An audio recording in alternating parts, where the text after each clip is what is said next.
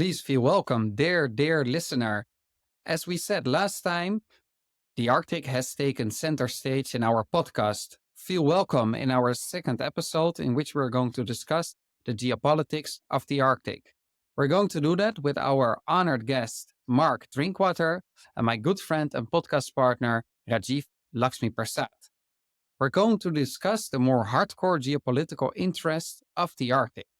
And that's the first question I would like to raise to you, Mark. What are the most important hardcore geopolitical interests in the Arctic? That's a good question. I guess the main interests revolve and have revolved over the last years around territorial claims in the Arctic, with the so-called Arctic 5 countries, which have a direct coastal connection to the Arctic, being involved. So the Arctic 5 have this direct coastal connection to the Arctic Ocean, and they are Canada, Russia, the United States, Denmark through Greenland, and Norway. And of course, they border the Arctic Ocean directly. They have a coastline, and they're obligated by having that coastline, of course, to protect their coastal waters. And so they've been the main countries that have been involved in the Arctic debate. But of course, there's a wider group that have Arctic interests than just those 5, and that's the so-called Arctic 8. The Arctic 8 are the main members of the Arctic Council, and this is comprised of a larger group with 3 additional countries beyond those Arctic 5, which include also Finland, Iceland, and Sweden. And so the Arctic Council, beyond the Arctic 5, is probably the most important body in terms of Arctic governance. Now, in recent years, the Arctic Council has become the main intergovernmental forum for discussing matters of regional interest or Arctic-wide interest. And the permanent members of the Arctic Council are, of course, those 8 countries, but there are a number of observers that are also entitled to sit at the table. Some of those are organizations like the World Meteorological Organization, and there are other countries that are entitled to sit at the table as an observer as well. Now, the purpose of the Arctic Council was to deal with governance issues that face the Arctic states, and also which face the indigenous peoples who are living in that part of the Arctic, which are the Inuit and the Sami peoples of the north. So the Council is effectively helping to further the organization and governance of the region. What's their most important goal? Avoiding conflict or really settling issues? Well, there's a combination of both. If you talk about real tangible needs, there's a responsibility of the Arctic 5, for instance, to offer a search and rescue service. So if you want ships traveling through your coastal waters, an international economic zone, then of course you're obligated to provide a search and rescue function. That means that there are organizational issues like how do you hand off responsibility as vessels transfer from one geographic zone to another? Who's responsible for an oil spill, for example? Who's responsible for picking up crews of ships who put out a distress call, for instance? So there are real practical and tangible needs from an organizational standpoint amongst the countries of the North. And of course, as the Arctic opens up, that implies a number of additional demands vis-a-vis the governance. And that's resulted in services being developed to monitor fishing rights, for instance, for policing geographic zones in the Arctic, for providing icebreaker support to vessels, for instance, and of course, monitoring to prevent illegal activities or illicit activities, if you like, potential terrorist activities against critical infrastructures or industrial objects in the Arctic, which is another thing. Nord Stream is an illustration of the sensitivity of that kind of thing, as are underwater communication cables, which are also responsible for transferring our huge volumes of satellite data, for instance, along optical fiber cables between Spitsbergen and Europe, for example. So let's take Nord Stream as an example. Of course, it was blown up in different waters than the Arctic. But does the Arctic 8 and the Council play a role after it was blown up? And how does it govern such conflict and tries to settle such disputes? I'm not familiar with the process, of course, of debate after what happened for Nord Stream. Of course, you could project that type of occurrence elsewhere in the Arctic. There are many sensitive potential targets, of course, that could result in copycat attacks on infrastructure. And of course, part of the challenge of providing policing or support, practical support from a search and rescue perspective, for instance, part of the challenge is the logistical difficulties of operating in, say, the marine environment. I've just been involved in talking to the Navy in Greenland, for instance. The Danish Navy is responsible for policing and providing search and rescue support in the Greenlandic waters, for example. So their domain extends around Baffin Bay on the west coast of Greenland, all the way around the coast of Greenland in the Greenlandic Sea, across to Europe through the Faroe Islands.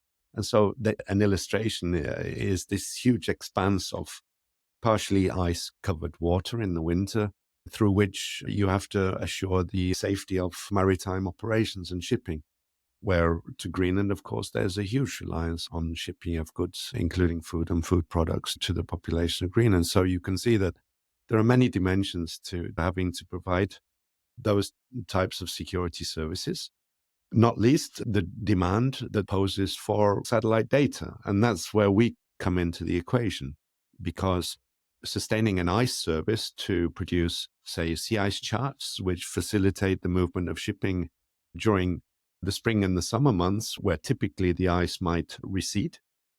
The ice charting is an important element to safe maritime operations, and that's a function that's performed by a number of countries, like the Danish, like the Norwegians, like the Finnish, like the Canadians and the US, and of course the Russians, who have their own ice charting service out of St. Petersburg. Now, these all require satellite data and rely on a constant stream of monitoring information to be able to deliver those services and to assure safe shipping, for instance. Okay, so there's a lot of interest there in rescue mission, practical support, and also in knowledge sharing. If we go back to what you already called the geopolitical hardcore interest, the territorial water delineations. Can you speak about that a bit more? What are the most important territorial water disputes, and have you certain examples of the past in which you could see this? Well, I think that the claim to territory have been magnified by various events over the last years, not least one of the events that happened during the International Pole Year. Russia declared or laid claim to part of the continental shelf close to the North Pole by planting a flag on the seafloor. And that was seen as an aggressive move to lay claim to, or territorial claim to part of the Lomonosov Ridge, which extends, of course, from Siberia across the central Arctic to the coast of Greenland. Denmark, Canada, and Russia lay claim to various pieces of this geographic domain.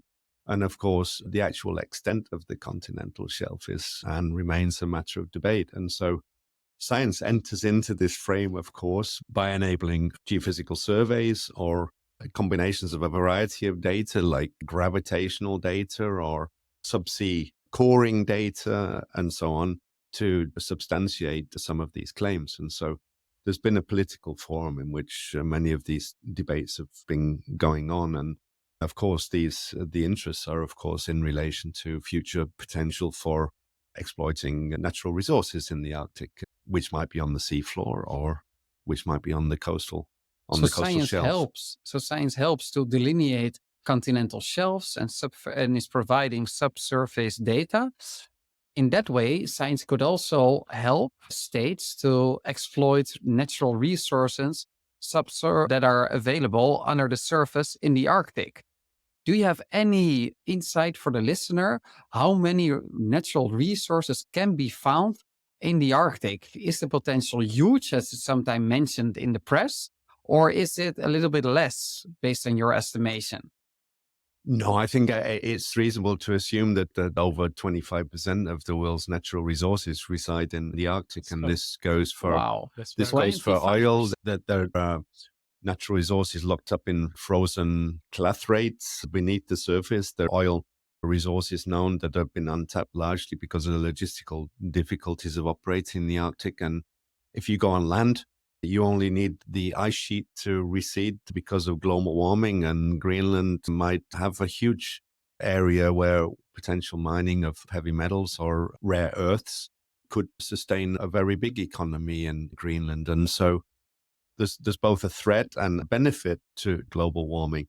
The threat, of course, is for the impact it has on warming and sea level rise, whilst at the same time, there are states who obviously have a beneficial claim to those natural resources once they become uncovered by global change. So it's an interesting tension that you see there, where in actual fact, the investment in research and expeditions in the North have, to some extent, been fueled by government interests in unlocking those resources. Yeah, a lot of work that's been done in the ice domain, for instance, has been to understand the impact of ice on structures in the Arctic, for instance. Not surprisingly, this relates to oil prospecting, and the impact on oil platforms and those kind of structures has been an active part of polar research for the last few decades. Yeah, So I saw that Russia's also forward that they are building extensive amounts of the heavy nuclear power ships. They are really heavy ships.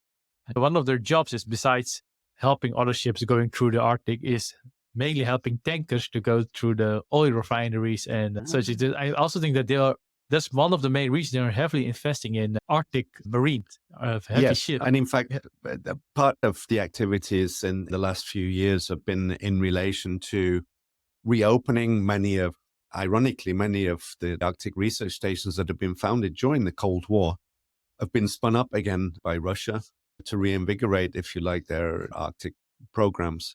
At the same time, as well as the infrastructure investments in bases around the circumpolar Arctic, we've seen development of new icebreakers and capacity that will really enable and facilitate safe navigation in Russian waters in the future. Of course, the icebreakers are being developed to help the shipping go through the Northern Sea route. And it's not a surprise that in anticipation of the Arctic opening up, they've been developing that capacity. Maybe many people thought it was maybe a joke, but when Trump was president, he really wanted to buy Greenland. And so yeah, it was a joke, or some people thought he was really serious. But was it also maybe because of, I don't know if he was really thinking it through, but because of the minerals that are in the Arctic oceans? Greenland's been a location of extreme strategic importance, of course, for the US since the Cold War. During the Cold War, the US was responsible for building stations in Greenland for the purposes of monitoring incoming missiles, for instance, and they had listening and watching stations on top of Greenland for that purpose. Of course, these have been used since the Cold War for research stations. So it's interesting, this coexistence between the development of infrastructure for the purposes of the Cold War that have subsequently allowed polar research to flourish. And yet now we see the mobilization of these infrastructures and resourcing for activities in the polar north for probably very different reasons again now today. But it's having an impact on obviously the amount of investment in activities in the polar north. And so when you say another Cold War, it's an interesting phenomenon that's driving activities in the polar north to even new heights. I think it's inevitable. If you are saying that around 25% of the minerals are in the North Pole, and knowing mankind, I don't think they will just let it there. I think it's like when the new world was discovered, the Americas, that many countries would like to rush in, including China. Including China, indeed, yes. So and that'll come. Yeah, that'll come for sure. Let's turn back to one of the regulatory frameworks for how all of this development should take place kind of in a sensible framework, because we should talk about what happened during the International Polar Year was establishment of the so-called Ilulissat Declaration. This was a declaration signed in Greenland between the Arctic Five. Notably, this was designed to provide an implementation framework for law, particularly in respect to law of the sea and rights and obligations of the big five countries in the circumpolar Arctic. And this framework was designed to enable a dialogue, to develop the Arctic under peaceful circumstances and to facilitate protection of the marine environment, including the ice-covered parts of the Arctic. It was to enable freedom of navigation, marine activities, scientific research, special domains for marine protection. And of course, the idea was to facilitate this dialogue and to have a framework in which you could foresee safe activities in the Arctic. Now, that's been the main framework for the geopolitics over the last years. And the question is whether the situation in Ukraine today and the engagement of Russia in that conflict will result in a different kind of a conversation now amongst the Arctic Five. Yeah. This plays into the discussion of the realist school against the liberalist school. That's a political school that are trying to explain how behavior of states, that are trying to explain the behavior of states. And the realists say that at the end of the day, there's a zero sum. And the liberals say that a win-win situation is possible. Based on what you're telling me now, I'm assessing that in the last few decades, since the end of the Cold War, the liberal school was better at explaining the behavior regarding the Arctics.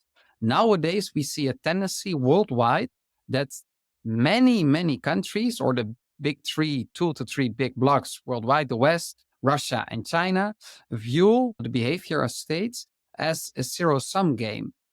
If we look at the Arctics, then there's a drive for the minerals and the natural resources, the raw materials, as you explained before. Do you think that the realists in the Arctics will win at explaining the behavior of states? Or do you think there is some hope for liberal collaboration between all states that are bordering the Arctic? Which school will win? Which geopolitical school? Yeah, that's a difficult question because, of course, science has always been possible throughout the last decades because at a scientific level, there's an understanding that science and the development of knowledge for the benefit of activities in the Arctic needs to prevail if anybody is to get a grip on how to develop the Arctic in a sustainable manner. So there's this underlying interest of states, of course, to allow the science to flourish. Of course, in the current situation with the tension in Ukraine, there are very few formal contacts with institutions in Russia, which has broken the network of connections, of course, that scientists have been able to maintain over the last decades. And the question is whether that would be rekindled should the conflict end or not, as the case might be. And I'm certain that at least opinions are aligned at scientific level that we need to pursue friendly collaboration in the Arctic for the benefit of knowledge of mankind in general. And do you think scientific interest will prevail in this discussion? that's another good question. I would like to hope that would indeed happen. I think that the assembly of knowledge about how to operate safely in the Arctic, how to coexist in the Arctic, how to respect the rights of the indigenous peoples, and how to develop the economies there in a sustainable fashion, knowing that climate change is going to progressively open up the Arctic, is the biggest question that science has to help to address. And of course, as a space agency, we're trying to develop the assembly of this knowledge and understanding for the benefit of a safe and green transition in the Arctic. And I think that's the objective that we would like to facilitate, particularly within the space domain, where we can act as an interlocutor between member states. We can provide information which, with the assembly of the knowledge from our data, can assist in safe political decision making and to guide decisions of the circumarctic member states. So science can also be beneficial for the peacemaking in the Arctic and keeping more peaceful negotiations between states that are active in the Arctic. It's a facilitator of peace in some way. I believe so, because it helps to engender connections at a level where the assembly of knowledge is the unifying force, yeah? And it's in everybody's interest to develop scientific knowledge in a peaceful, collective manner. And that's been going on in the last decades. And I would like to believe that we could re-engender that kind of spirit if conflict was to end in Ukraine, yeah. Okay, then we've spoken about the pursuit of minerals. Do you think what is more important as a driver in the geopolitics of the Arctic? Is that access to natural resources or access to maritime routes and oceans? Especially from a Russian perspective, this could be a discussion in their minds, I can believe. Yeah, I think that the opening of the sea ice in the Arctic has driven a lot of the debate up until now, because for many decades it was forecasted that the Arctic would be ice-free in the summer months in the 2030s.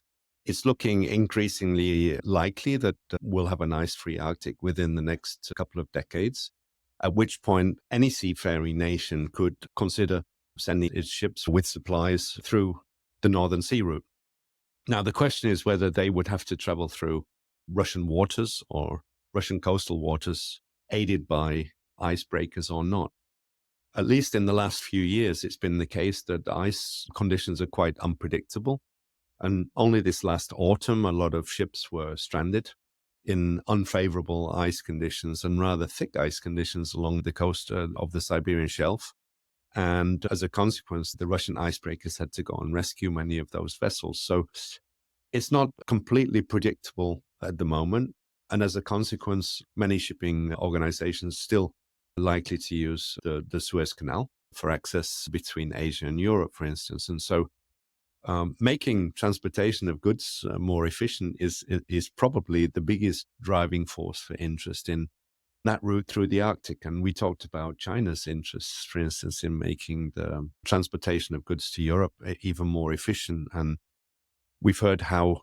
And maybe less dependent on the US. If you go through the Strait of Malacca and the Suez Channel, yes, you're in American territory. Of course, not literally American territory, but in American Empire territory. If you go through the Northpole, So we've heard about this concept of the Polar Silk Road. Yes.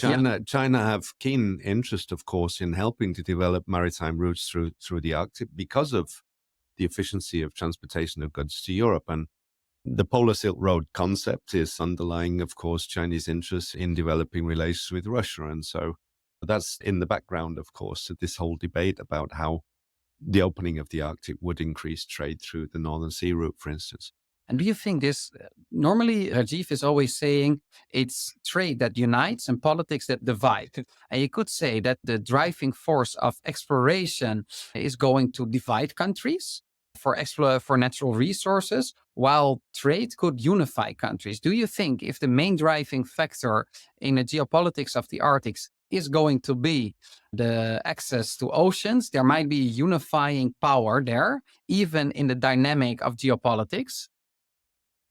Well, the opening of the Arctic certainly increases the range of countries that can become engaged in Arctic trade and in use of Arctic sea routes. So undoubtedly, many more countries than simply the Arctic 5 today or the Arctic 8 in terms of Arctic Council countries will be ultimately engaged in using the Arctic, be it as a trading route or as a means of accessing resources in conjunction with some of the Arctic states. So yeah, I'm sure the geopolitics of the Arctic will be modified significantly by climate change, and that's probably inevitable. But whether it'll divide or Unite is really a question which is difficult to answer at the present time because of the ongoing conflict. And so we'll have to see how the situation evolves. Okay, very interesting indeed. Will there be a unifying or dividing dynamic in the geopolitics of the Arctic?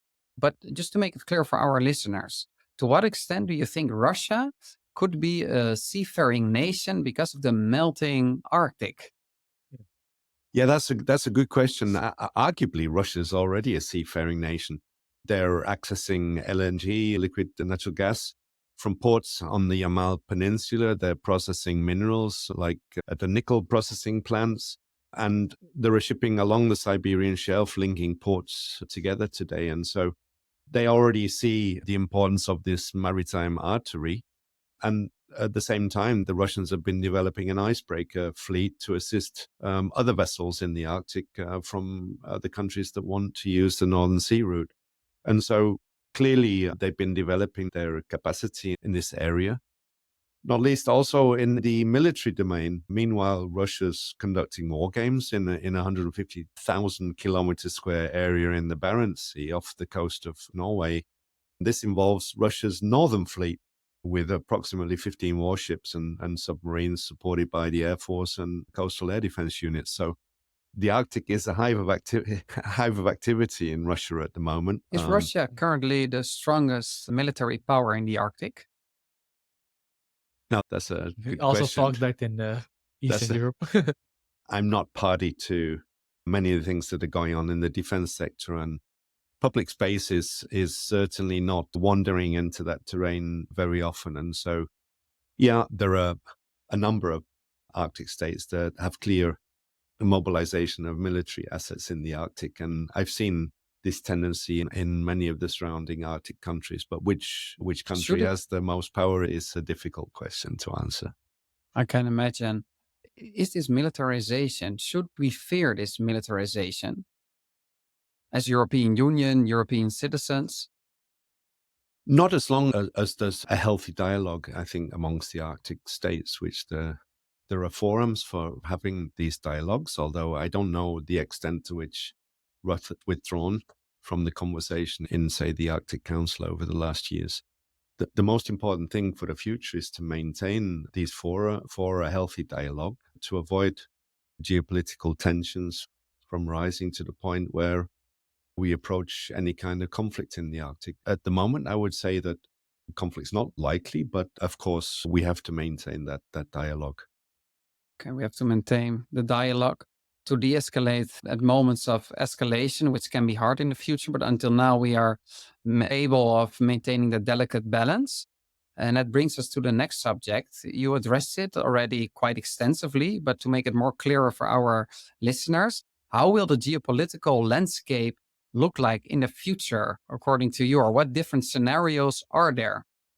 It'll evolve dramatically. I have no doubt about that because of the opening of the Arctic due to climate change. And we monitor vessel traffic, for instance, from satellites. We can look at the growth in the volume of traffic in the Arctic. We can see where ships are coming from, going to, using VHF tracking from vessels, which allows us to monitor the sea routes. At the same time, we know the limitations from ice conditions from our satellite imagery, so we know where ships can and can't go from a logistical standpoint. That demonstrates that the number of actors in the Arctic is really increasing. The increased interest obviously is driving states' interest in the energy sector and in export sector. States that are far from the Arctic are also setting up strategies for exploiting the Northern Sea route. And so there'll be increased attention to their own maritime operations in the Arctic. Of course, the underlying reason for this increased interest in the Arctic is to be able to access resources as well. So resource extraction will become easier as ice-covered areas melt and as the permafrost degrades. That'll make it easier maybe to extract minerals in the future. Rising temperatures globally having an enormous effect on the Arctic, of course, and that'll also magnify interest, if you like, on the trade route between the Pacific and European sector as well as North America. As the sea ice withdraws in the summer months, you could see, rather than ships going around the Northeast Passage, you could even envisage ships traveling directly across the central Arctic. And of course, that raises questions about safety, potential oil spills, and who's responsible for search and rescue in one of the remotest regions of the Arctic Ocean. So, yeah, it raises questions as well about how the geopolitical landscape and the fora will evolve, given the number of players will be increasing in the Arctic in the future. Yes. China, we talked about.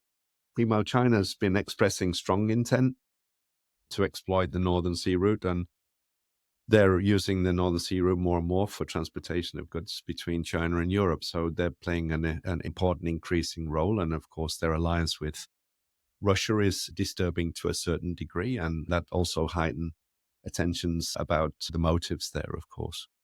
Yeah, very interesting. If you zoom out over the last 2 decades, we have seen that the Middle East was center stage in geopolitics. Now more and more we see a shift towards the Indo-Pacific. Maybe in the decades to come, we see another shift from the Indo-Pacific to the Arctic. Yes. But I think I don't know if that's really going to happen, because if you see about China's role, they really want the Northern Silk Road to get passage to Europe.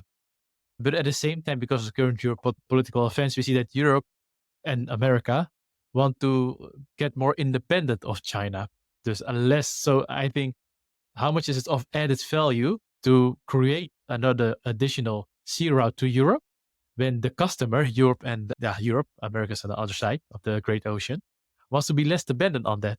So I don't think, Valid question. Yeah, how on the other side, to respond to that, it does offer China and Russia a different sea route that's not dominated by the American empire. Oh yes, I understand. And I know for the listeners, we described in other podcasts in Dutch why we think there's such thing as the American empire. We have good arguments for that. So if you don't agree with that, just interpret it as America and the influence sphere worldwide. But then you know. But indeed, it's a valid point.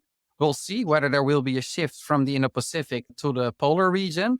Would you like to make an estimation, Mark? But I think it will be an important region in terms of the minerals, especially if it are rare earth minerals. I don't know, lithium or something like that. Then I think many countries want to be involved in that. And that maybe is more dividing factor than trade. Yes, I think. So then maybe the realist school will win in this equation, in this debate. Yes. Sorry, Mark. Yeah. No, with climate change, obviously the geopolitical significance of Middle East will wane. But of course, with migration, we'll see far more intense interest focused on the Arctic simply because of the impact of climate change on migration patterns. And so it's inevitable that as people move north, that the focus shifts with latitude. So that's one real consequence of climate change. Yeah. I have another question on a different subject. It's about, we had to briefly about it, the privatization of space. We see in America, they are further than that. We have the of SpaceX of Elon Musk. We have Blue Origin of Jeff Bezos. And also Virgin Atlantic want to have Virgin Galaxy. You heard about that? And more because of the war in Ukraine, I now know there's also Maxar Technology, a private company that also has their own satellites.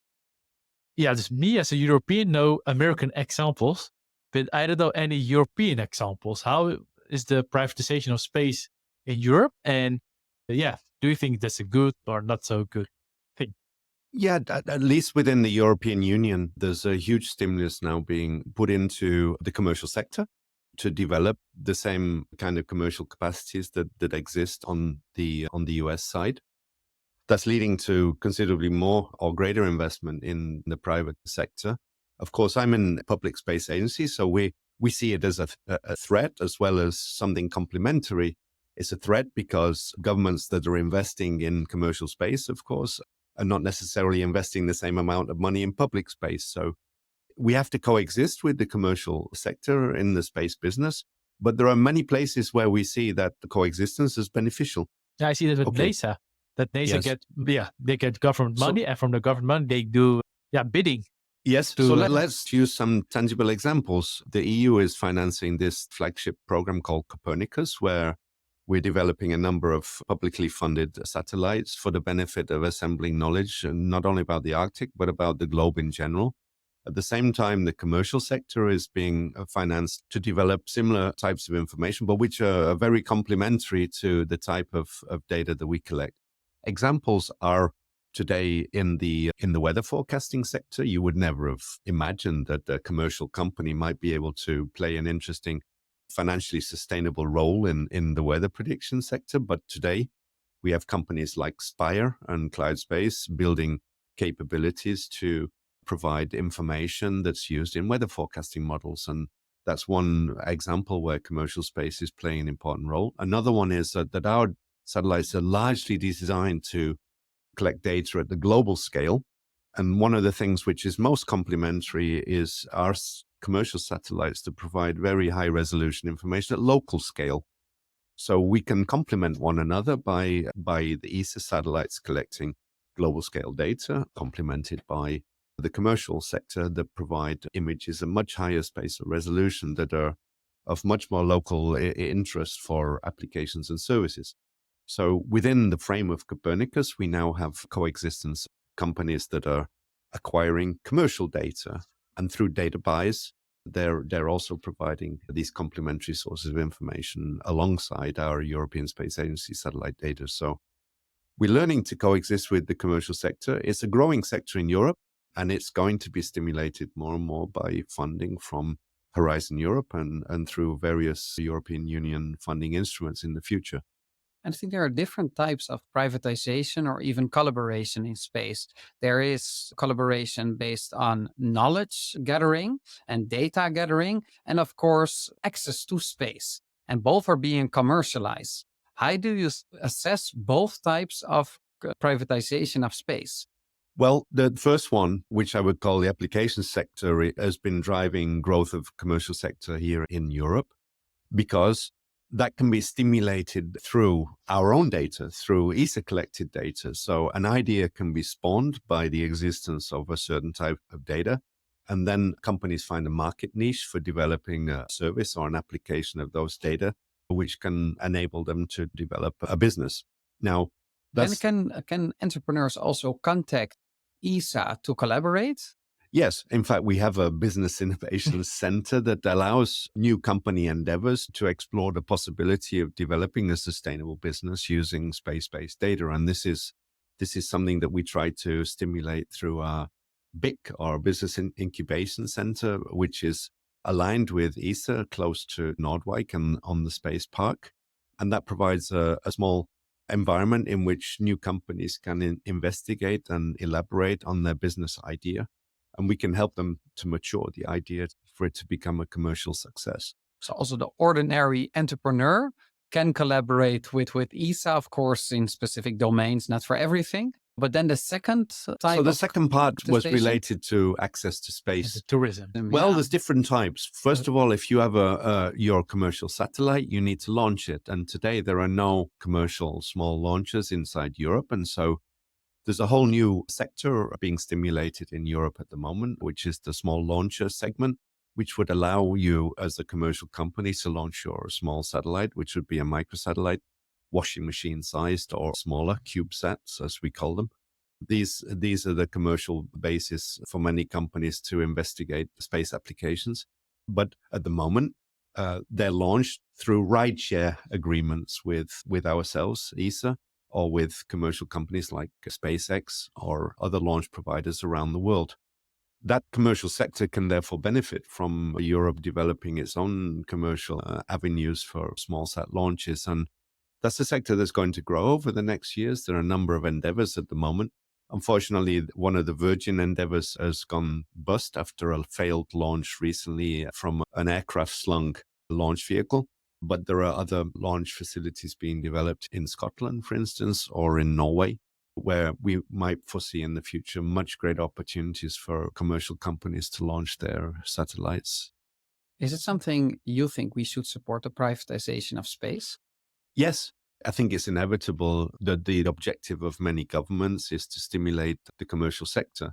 That's not just a big aerospace industry. It's an entire ecosystem which survives on everything from ICT, computer technology, data delivery mechanisms, through all the way through the development of products and services based upon data and information provided by satellites. And so the interest is in developing allowing the entire ecosystem to flourish and not just to focus on one aspect, which might be the development of technology for the satellites themselves. And so I think the interest in Europe is to allow that entire ecosystem to flourish. And we have different players who've got different competencies and different interests throughout the ESA member states and throughout the European Union. And Europe has a huge competence in this arena, and that's been proven over the last decades. And we have a fantastic foundation on which to allow commercial space to flourish in Europe, yes. So the privatization is absolutely inevitable. And we have an ecosystem that you would like to see flourishing. And of course, many Europeans do agree with it. And ESA can help in this regard. And it's providing a lot of data to the world, not only to European citizens and companies.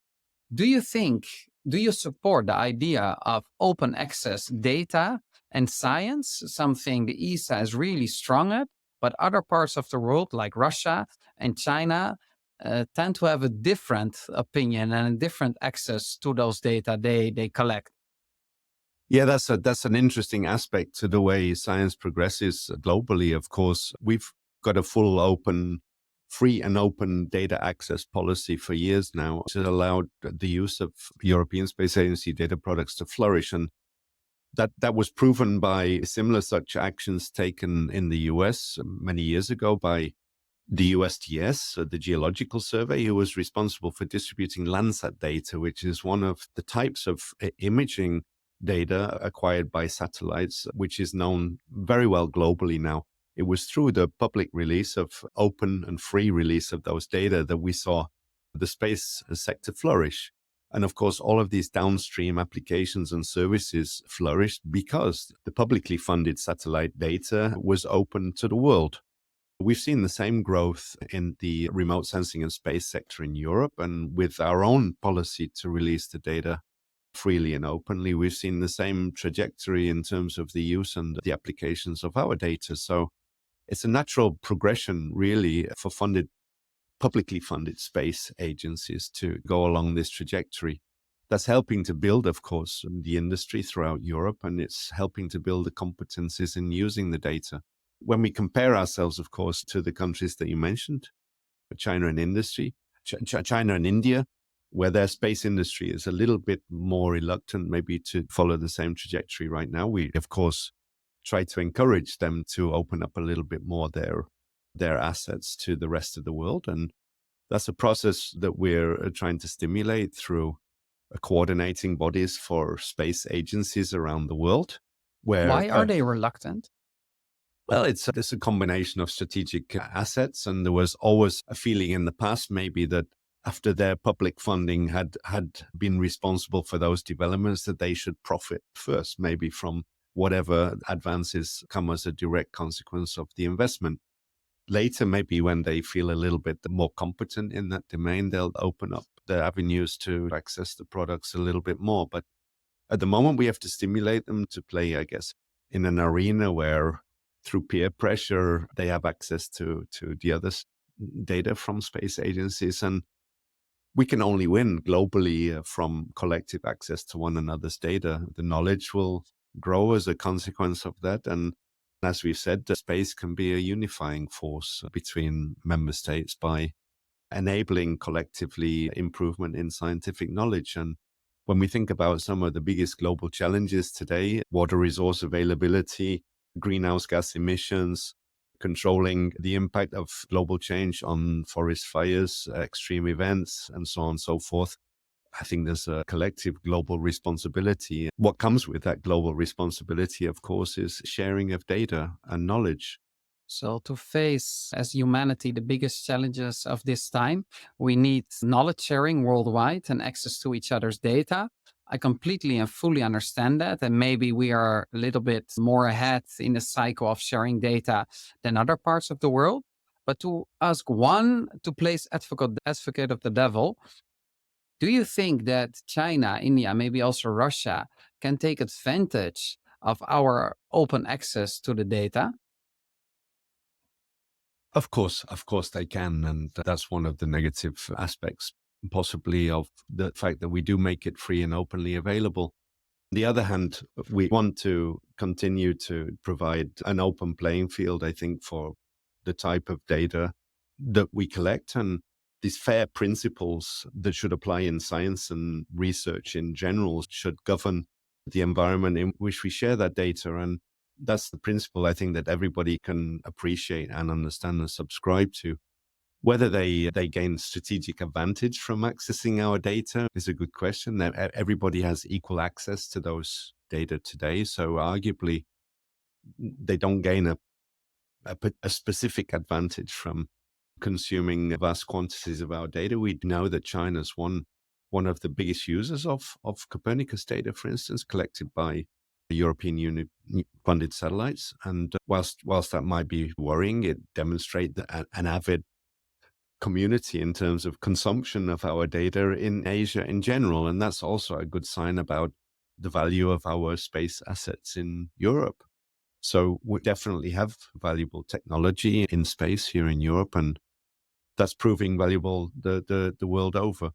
But if we look at some of the challenges we talked about, particularly for, say, emissions monitoring, let's go back to CO2, because we started out with CO2, global warming, and ice melt. If we think about monitoring emissions and reductions in emissions of greenhouse gases, China has to take responsibility for this, as does India, as do Europe, do North America and South America. And we have to have a collective endeavor to monitoring so that we trust one another's data, first and foremost, because it needs to be used in a regulatory fashion. And so what we don't need is China pointing the finger at Europe, or the US pointing the finger at China, or Europe pointing the finger at India, because we don't trust one another's data. I think by sharing data and understanding the quality of one another's data, we can help understand and appreciate how satellite data, for instance, can be used in a regulatory framework for emissions monitoring.